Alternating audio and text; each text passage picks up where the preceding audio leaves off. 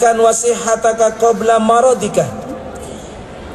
Jagalah saat sehatmu sebelum datang saat sakitmu. Saat kita sehat boleh kita melakukan apa jua demi kejayaan kita, demi kemajuan kita. Saat sehat, sehat adalah segala-galanya. Saat sehat boleh melakukan aktiviti apa saja yang bermanfaat bagi kehidupan kita, bagi orang lain. Namun kalaulah kesehatan sudah diambil oleh Allah Subhanahu wa ta'ala, kita dah tak boleh buat apa-apa. Kita hanya lepak ke atas katil, tak boleh nak mempertingkatkan lagi, tak boleh membuat kerja-kerja lagi. Oleh yang demikian, kesehatan adalah satu aset yang paling besar dalam kehidupan kita. Maka perlu kita jaga kesehatan kita. Dalam nasib yang kumpulan ikhwani tadi dipesankan hidup sehat.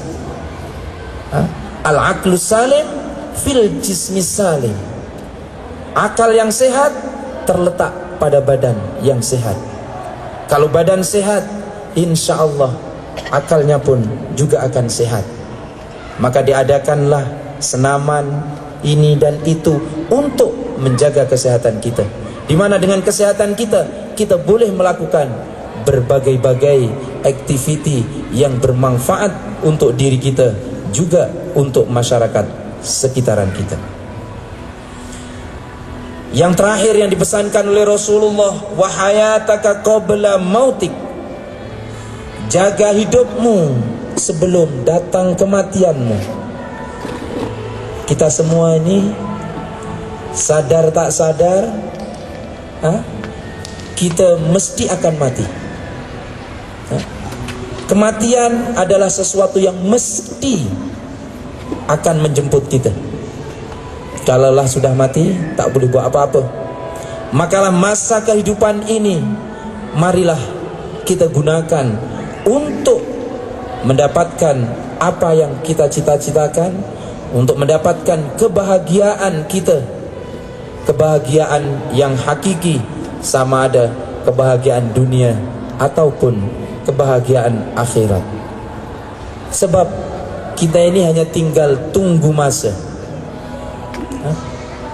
Orang hidup ini, waktu kita lahir, kita disambut dengan azan. Waktu kita meninggal, kita dihantar dengan sembahyang jenazah. Jadi orang hidup ini tak lama, hanya antara azan dengan solat. Gambarannya hanya antara azan dengan solat. Oleh yang demikian, waktu yang singkat ini, marilah kita manfaatkan yang sebaik-baiknya, supaya kita tidak menjadi orang yang rugi. Rugi dengan arti rugi yang sebenarnya, yaitu di hadapan Allah Subhanahu wa ta'ala. Kita ini masih menghadapi ujian bermacam-macam. Pertama, ujian dunia. Selepas itu kita menghadapi ujian yang kedua, yaitu apabila kita di alam kubur diuji. Siapa yang menguji? Malaikat, mungkar nakir. Ditanya, man rabbuka. Kita akan ditanya, diuji oleh malaikat. Kira-kira di sana bolehkah kita menjawab soalan-soalan itu? Ini satu. Kalaulah kita boleh menjawab, insya Allah kita selepasnya perjalanan kita akan bahagia. Tapi kalau kita tak boleh menjawab, perjalanan seterusnya lebih dahsyat. Jadi itulah para hadirin hadirat yang dirahmati Allah Subhanahu wa ta'ala, kita perlu melihat diri kita untuk memastikan bahwa yang akan datang lebih baik dan lebih baik. Sebab Allah Subhanahu wa ta'ala ada berfirman dalam surah Ar-Ra'd ayat 11. Allah berfirman, dalam firman-Nya Allah mengatakan, innallaha la yughayyiru ma biqaumin hatta yughayyiru ma bi anfusihim. Allah tidak akan merubah nasib satu kaum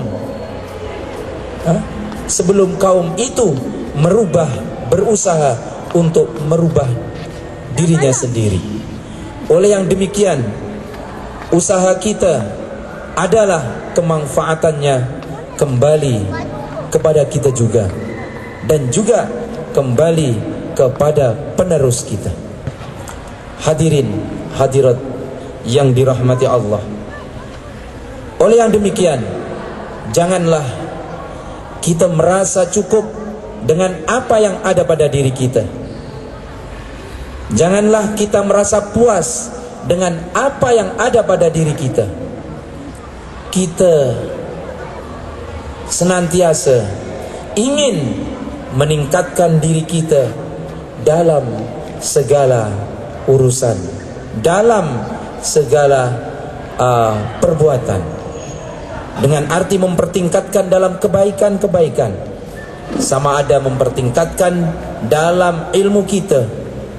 Sebab kalaulah kita sebagai orang tua, kita pun tak mempertingkatkan ilmu kita, takut-takut kita pun kena kena tipu oleh anak cucu kita, ya? Kita pun harus juga mengikuti arus ilmu anak-anak muda juga. Katakan sekarang anak-anak kita pandai main internet. Kalaulah kita sebagai orang tua tak tahu sedikit-sedikit nak tengok internet, takut-takut anak-anak kita ni main internet yang negatif. Kalaulah yang positif, alhamdulillah, mempertingkatkan. Tapi kalaulah salah pecet, sekali dua kali dah tak tahu pergi kemana, sesuatu yang membahayakan. Oleh yang demikian, kita senantiasa mempertingkatkan ilmu apa saja untuk keperluan kita. Hadirin hadirat yang dirahmati Allah, kita tak boleh merasa cukup dengan apa yang ada. Oleh yang demikian, Rasulullah sallallahu alaihi wasallam berpesan atau mengatakan kepada sahabatnya, apabila sahabat bertanya, siapakah orang yang bijaksana itu wahai Rasul? Rasul mengatakan, al-kayyis man dana nafsahu. Orang yang bijaksana itu adalah orang yang senantiasa introspeksi diri, ya? Orang yang bijaksana, orang yang senantiasa mengingati dirinya, bermuhasabah diri. Dimana dengan muhasabah itu, kalau dia mendapati baik, dia akan bersyukur. Kalau dia mendapati kurang baik, maka dia akan terus mengupgradekan dirinya, mempertingkatkan dirinya. Apakah itu saja? Sudah cukup? Tidak cukup. Kata Rasulullah, orang yang bijaksana, selain dia senantiasa muhasabah diri, wa amila lima ba'dal maut, dia senantiasa mengambil berat amalan-amalan setelah kematiannya itu, yakni dia mengambil berat tanggung jawab dia kepada Allah Subhanahu wa ta'ala, sehingga dengan demikian dia memilih perkara yang boleh membawa kejayaan yang hakiki. Jadi senantiasa terus maju, bukan setakat maju di dunia sahaja, tapi dia pun ingin maju di akhiratnya. Kita sering dengar ada seminar perancangan masa depan. Islam ada lagi perancangan lebih depan lagi. Apa itu lebih depan? Yakni perancangan selepas kematian kita. Maka orang yang bijaksana akan memikirkan masa yang lebih depan lagi.